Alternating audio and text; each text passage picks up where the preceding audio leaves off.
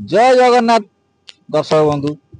तो आम एक एमती एक आज जगार पहुंचीचु जगतसिंहपुर डिस्ट्रिक्ट एरसमा ब्लॉक रे। तो आपण मैंने भी केवे विश्वास करनथे एमती एक जगह अच्छी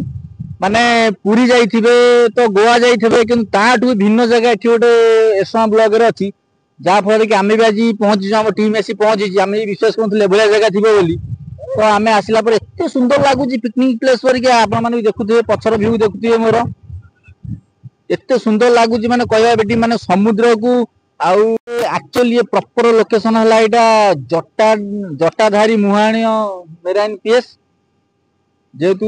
आपण मैंने भी जानी कि नहीं मुझे कहीपरि तो मुझे जगह फास्ट टाइम आसी तो आम सांगे भी अच्छा आमर गोटे भाई तो ये जगार से प्रोफेशनल डिटेल्स देवे कौ कौ जगह अच्छी आ भर भी आम शुणी पाचु मंदिर भी अच्छा भगवान भी अच्छा एटी तो आम तो जानू जेहेतु आम नुआ आसीचु तो आसला आम सहित आम भाई भी आज जोड़ी हे तो भाई आज एठिकार लोकेशन जगह सब कहे तो आपण मैंने भी चाहिए भी आम ये लोकेशन सेयार करूँ आम चैनल मध्यम आपण मैंने निजे बस बुली जाए। तो भाई ये जो अच्छी समुद्र ये जो बाली सब अच्छी सब ना गुड़ाक तो आम प्राय लोक जान थे तो या ना गुड़ाक कौन अच्छी कि कौन ना कि धर गोटे सपोज लोक आसे बुलिया चाहिए धर जगह आसपा तो बहुत पिकनिक प्लेस पर पूरा झाऊबण समुद्र पूरा आम भी आसला बेले समुद्र करे करे बैक नहीं आसिलु तो ये कौन जो अच्छा माने भल भल जिन देखा तो टे कह जय जगन्नाथ। प्रथम ओडिशावासी को मोर नमस्कार। आउ ये जगहटा एमती एक जगह आम फरेन कंट्री जाऊे सब बुलिया भल मंद किंतु ये आयरलैंड भी कम कम लगुच एत सुंदर लगुच एठिकी लोकंकर नजर नहीं कि लोक जानी पारना से आसी पारना जेहेतु आम आम पाखापाखि आम आसो मु बुलाबुली करो ये भी किसी मत्स्यजीवी अच्छा माछ फाछ धरती जीवन जीविका से निर्वाह करती पान मीन ये सब हुए जहाँ को आम कौ ढिंकिया चारि देश एटा हूँ प्रॉपरली एटा हूँ ढिंकिया चारि देश जो हरिण फरिण बलद मु कैमरा माने ये जंगल रे हरिण फरिण भी अछंती माने भाई कहया कथा जंगल रे हरिण आम भी आसला बिलुआ भी बाटर देखिलु तो ये जंगल रे हरिण भी अछंती तो आउरी किछि वन्य जंतु आ भीतर अछंती तो आम तो जाननु किंतु भाई जहाँ कहउछंती जेहेतु ये भाई एठिकार बासिंदा तो भाई बहुत किसी जानी आम चैनल मध्य सब शेयर करेंगे तो आपण मैंने भी निश्चय बुलिया आसवे जगह को तो भाई तापर आउ सब कौन कौन अच्छी हाँ ये आमर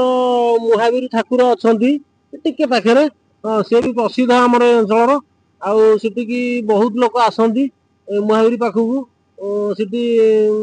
ठाकुर दर्शन करके जाती आउ गोटे अच्छी आम जंगल भितर प्रथम जो आम पठाणडिया से जगह ना हूँ पठाणडिया सिटी भी महावीर ठाकुर अच्छा सेठी से बाबा जाती ये बहुत अलिखत जिनस अच्छी बहुत फेमस बढ़िया व्यू माने ये जगहटा माने आइलैंड ठू कम हेनी पूरा पिकनिक प्लेस बढ़िया देखि पारती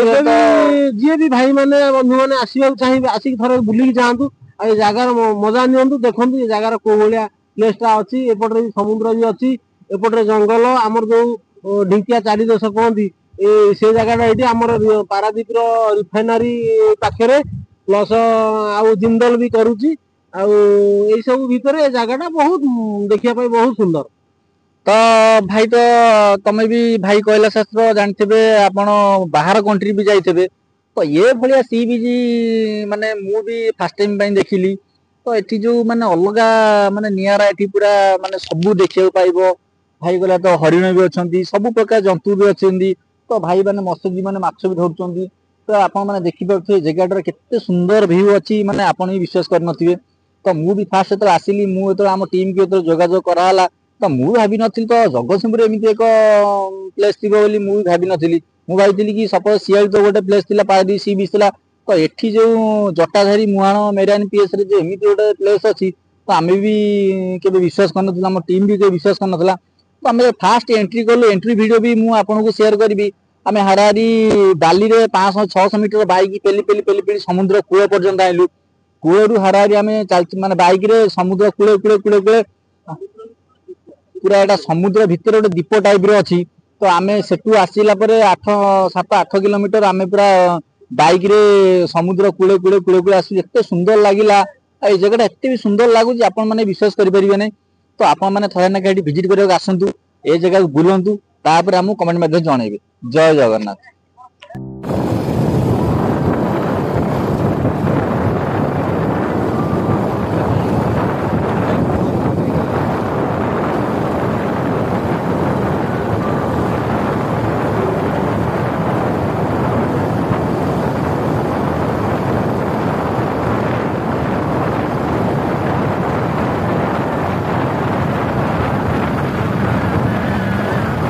दर्शक बंधु आपण भी देखिपे लोकेशन एते सुंदर है पल्पना बाहर